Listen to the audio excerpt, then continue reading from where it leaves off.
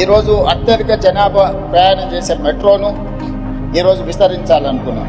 మెట్రోను విస్తరించడానికి ఈరోజు ప్రయత్నం చేస్తే ఎల్లంటి మేము ఈ వ్యాపారంలో ఉండదలుచుకోలేదు, విస్తరణకు మేము అనుకూలం కాదు అని తేల్చింది.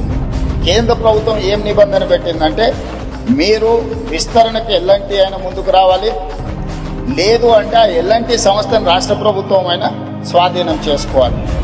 రాష్ట్ర ప్రభుత్వం కొంత ఎల్లంటి కొంత నిర్వహిస్తే నిర్వహణలో సమస్యలు వస్తాయి, ఆ తర్వాత ఈ ప్రాజెక్టు ప్రయోజనం లేకుండా పోతుందని చెప్పి కేంద్ర ప్రభుత్వం నిబంధన పెట్టడంతో ఈరోజు ఎల్ఎన్టీతో మాట్లాడి చర్చలు చేసి ఒక ఆఫీసర్స్ కమిటీ, ఒక క్యాబినెట్ సబ్ కమిటీని వేసి ఈరోజు మెట్రోను రాష్ట్ర ప్రభుత్వమే స్వాధీనం చేసుకొని దాదాపుగా 15,000 కోట్ల రూపాయలతో ఈరోజు మెట్రోను రాష్ట్ర ప్రభుత్వమే స్వాధీనం చేసుకొని ఇంకొక 76 కిలోమీటర్లు మొదటి విడతగా మెట్రోను విస్తరించుకోవడం ద్వారా ఈరోజు చాలా దగ్గర లాస్ట్ మైల్ కనెక్టివిటీ మిస్ అయింది అధ్యక్ష. తమరు వచ్చే రూట్లోనే ఎల్బీ నగర్ వరకు మెట్రో ఆగిపోయింది, కానీ వాస్తవంగా ట్రాఫిక్ మన హయత్ నగర్ అవతల నుంచి సిటీలోకి వస్తుంది.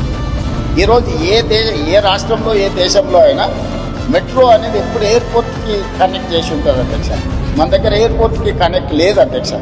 అందుకే ఈరోజు నాగోల్ నుంచి ఎల్బీ నగర్ నుంచి ఓఎస్సీ హాస్పిటల్ నుంచి చంద్రాయన్గుట్ట నుంచి రాజేంద్ర నగర్ నుంచి శంషాబాద్ నుంచి మనం ఎయిర్పోర్ట్ కనెక్ట్ చేస్తున్నాం అధ్యక్ష.